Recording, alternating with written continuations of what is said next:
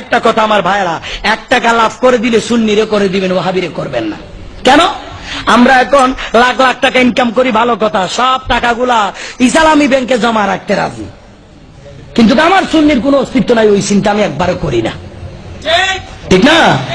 আমি জামাত ওয়াহাবির ইন্স্যুরেন্স কোম্পানিতে 10 লাখ টাকা ডিপোজিট করে রাখলাম, কিন্তু ইন্স্যুরেন্স কোম্পানি চাইলে তো আমিও একটা করতে পারি, ঠিক কিনা?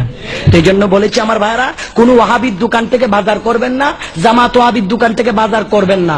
যদি সুন্নির দোকানে বাজারের মালের দাম 2 টাকা বাড়াইও নাই, তারপরও তার দোকান থেকে নেবেন। কেন? কারণ সে বছরে একবার হলো মিলাদুন নবীর চাঁদা দিবে, ঠিক কিনা? আওয়াজে কোন ঠিক কিনা?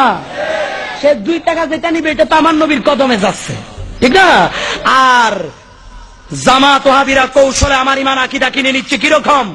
এর দোকান থেকে 1 টাকা কম বিক্রি করবে, কাস্টমার ধরতেছে, আমার লভ্যাংশ নিয়ে আমার উপরে সে হামলা করে, ঠিক কিনা? কোন ওয়াহাবির ছেলেদেরকে রমজান মাস আসলে আব্দুল বাসেতের মতো টান শূন্য হাফেজি সাপ রাখবেন না তারা বিফরাইতে। হ্যাঁ, আপনি তো এখানে বুঝবেন না, এখন তো মাস্টারের ফতোয়া মোল্লা দেয়, মোল্লার ফতোয়া মাস্টার দেয়, ডাক্তারের ফতোয়া ইঞ্জিনিয়ার দেয়, কিটা করতাম? আরেকটা বাড়িতে ফিস টিভি, হ্যাঁ কিটা টিভি, ফিস মানে হলো শান্তি, যা বলে সব অশান্তি, কি বলেছে তা শোনার দরকার আছে না নাই? নাইলে পরের দিন তো আবার সুন্নি বদনাম করবো, ওয়াহাবি পরে কয় উনার কনফারেন্সে কোটি কোটি মানুষ আপনি 3 টিক্কা মূল্য ওই হতা কোন করে। এটা কি জন্য বলি জানেন? এই বেটা বলছিল বাকি পীর বলি সাধো সাঙ্গো কো বাদ छोड़े ये जमाना में मोहम्मद सल्लल्लाहु अलैहि वसल्लम को मानना हमारे लिए हराम है, नाउजुबिल्लाह বলেন। কাফির বলি তো গেছে গেছে, এই জামানায় নবীরে মানা আমার লাগে হারাম, নাউজুবিল্লাহ বলেন। এটা বলেছিল জাকের নায়েক, উনিও এখন ফতোয়া দিচ্ছে মিলাদ নাই, কিয়াম নাই, দুরুদ নাই। ইনি তো একজন ডাক্তার, স্টাডি করতে পারবে, এলম অর্জন করতে পারবে। তালাবুল ইলমি ফরিদাতুন আলা কুল্লি মুসলিম ওয়া মুসলিমা, তালেবে ইলম অর্জন কি ধর্মের এলম অর্জন করতে পারবে। হাওয়ালা কথা, আপনি তো ফতোয়া দিতে পারবেন না, আপনি তো মুফতি না। এখন জাকের নায়েক ফতোয়া দিচ্ছে।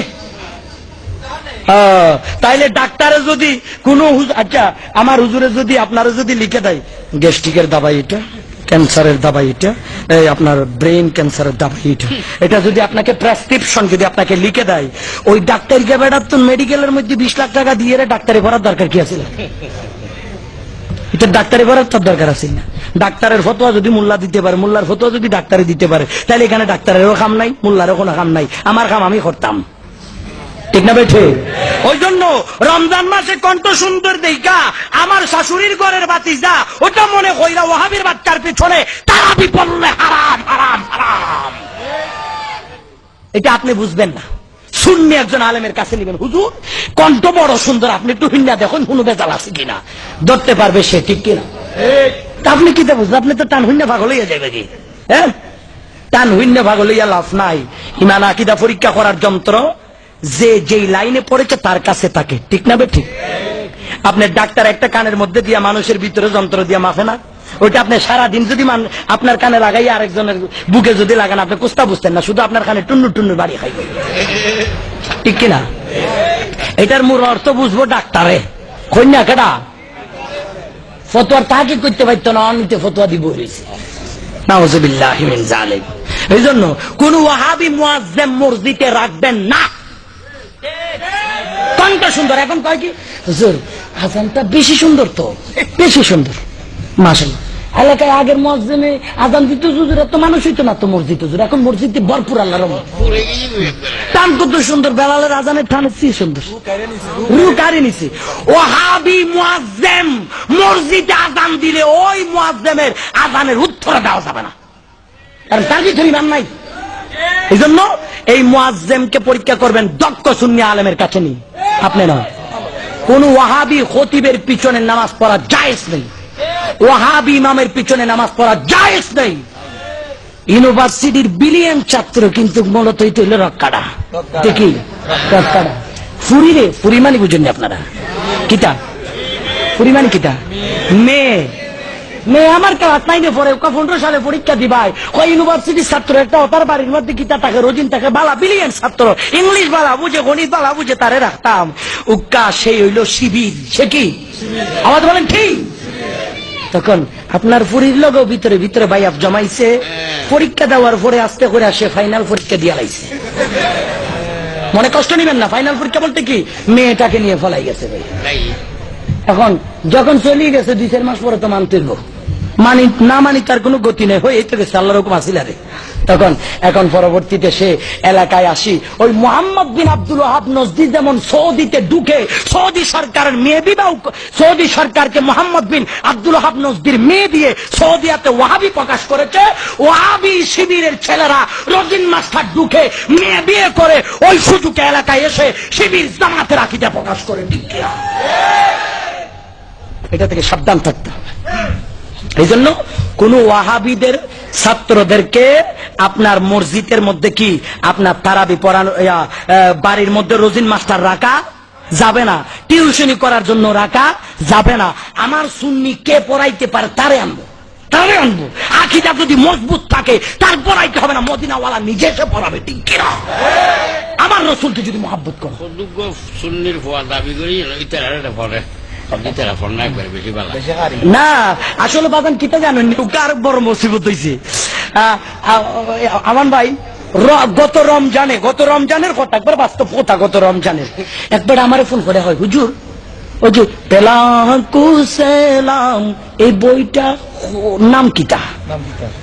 আমি কই টের পাইছি বাতি যা, তুই তো মনে হবে ঘুরে বুঝতে পারো, এটা তারাবির আগে তো আমার হয় এটার নাম সাজারা শরীফ নানি, কই পাওয়া যায়? আমি কই জামিয়ার ওখানেও পাইবা, তুমি সবচেয়ে ভালো হইব আমার লগে দেখা করলে আমি একটা তোমারে দিতাম।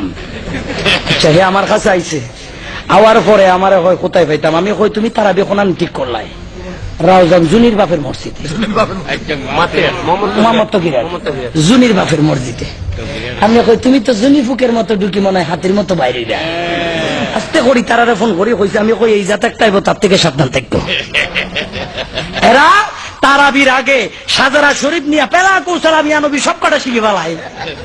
এর কারণে টান দিলে যাতে বুঝতে পারে এটা বড় কারি, এটা হুজুর কাবলার মুরিদ। একটাই বলে আমি হুজুর কাবলার মুরিদ বেটা। এগুলা থেকে সাবধান, সাবধান। কোন ওয়াহাবির এলাকায় গিয়ে আপনি স্থান ধরতে পারবেন না। আপনি টাঙ্গাইল, রাজশাহী, বগুড়া, দিনাজপুর, সৈয়দপুর, ওখানে আমাদের ওয়াজ করতে গেলে জাম ফেটে যায় ওয়াহাবির সামনে, অথচ ওয়াহাবিরা বেশ ধরে রোদ ধরে সুন্নিদের বুকে এসে সুন্নিদেরকে শহীদ করে যাচ্ছে। ও সুন্নি ভাইরা, ঘুমাইলে আর চলবে না, ঘুমাইলে আর চলবে না। সচেতন হন, সচেতনের দরকার। আল্লাহ আমাদেরকে ঈমান আকীদা মজবুত করুক, আমিন বলুন আমিন। এগুলাই মূল কথা। কুরআনুল কারীম থেকে আমি সূরা তাওবার মনে হয় 24 নম্বর আয়াত, যেটা আমি বলেছিলাম আপনাদের সামনে খুতবায় বলেছিলাম, কুল ইন কানা আবাউকুম ওয়া আবনাউকুম ওয়া ইখওয়ানুকুম ওয়া আজওয়াজুকুম ওয়া আশীরাতুকুম ওয়া আমওয়ালুন ইকতারাফতুমুহা ওয়া তিজারাতুন তাখশাউনা কাসাদাহা ওয়া মাসাকিন তারদাউনাহা আহাব্বা ইলাইকুম মিনাল্লাহি ওয়া রাসূলিহি ওয়া জিহাদুন ফি সাবিলিহি ফাতারাব্বাসু হাত্তা ইয়াতিয়াকুমুল্লাহু বিআমরিহি ওয়াল্লাহু লা ইয়াহদিল কওমাল ফাসিকিন। মূল সারমর্ম হচ্ছে আল্লাহ বলে, বন্ধু বলে দেন, তোমাদের বাবা, তোমাদের ছেলে, তোমাদের ভাই, তোমাদের স্ত্রী, তোমাদের ব্যবসা বাণিজ্য, তোমাদের সম্পদ, তোমার প্রিয় বাসস্থান, এগুলা যদি হাব্বা ইলাইকুম মিনাল্লাহি ওয়া রাসূলিহি ওয়া জিহাদিন ফি সাবিলিহি, আল্লাহ এবং আল্লাহর বন্ধু হাবিবে মুস্তাফা আল্লাহর দ্বীনের চেয়ে যদি বেশি প্রিয় হয়ে যায়, আল্লাহ বলে আল্লাহর ফয়সালার জন্য অপেক্ষা করো। আল্লাহর ফয়সালা কি? সত্যকে যারা মানবে না, ন্যায়কে যারা স্বীকার করবে না, তাদেরকে আল্লাহ কোনদিন হেদায়েত করবে বাস, শেষ। এটা হইলো কথা। আমি ছোট মানুষ, অত ওয়াজ জানি না, আমি ছোট মানুষ। এখানে যত গান আছে সব কটা আমার উস্তাদের সমতুল্য। তারপরে যখন পাইছি বাঘের বাচ্চা বাঘরে তাইলে বইলা দিছি, আমারে যখন ইয়াল হত্যা কামড়াইবার লাগে বাঘে একটা হাবড়া দিলে ইয়াল হত্যা করাই কথার লাগে বলছিলাম, ভাই সাহেব আপনারা মনে কোনো কষ্ট নিবায় না। আল্লাহ যদি তৌফিক দেয় ইনশাল্লাহ আগামী প্রোগ্রাম মনে হয় ডিসেম্বরের 2 তারিখ, ওই যে যেখানে আমার লোক একটু ভেজাল করছিল ওই জায়গায় আবারও আইব, মরিয়মনগর, বুঝলাইনি, আগামী ডিসেম্বরের 2 তারিখ। আল্লাহ আমাদের সবাইকে আকীদার পক্ষে এভাবে ওপেন কথা বলে সুন্নি জনতাকে মাঠে ময়দানে চ্যালেঞ্জ মুখী করে সুন্নি